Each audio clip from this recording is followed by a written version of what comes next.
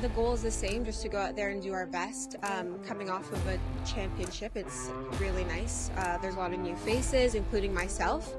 So we're just super excited. We're grateful for the foundation the girls in the club have made from last season, and we're looking forward. It was more so back to business. Coming in preseason, it's definitely just a big focus on this upcoming season and building on it for sure. This is amazing. I think football is only growing, and it's exciting to be a part of something that is only going to get bigger and better.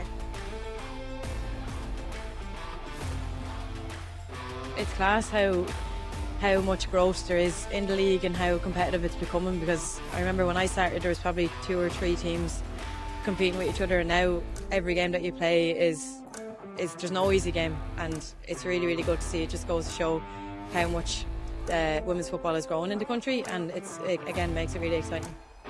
It's unbelievable for growth. TG4 have been class the last couple of years, showing more and more games every year, and it's obviously really appreciated, and it's good for people who can't make it to matches to be able to watch it at home as well on telly with good quality TV. So yeah, it's really good.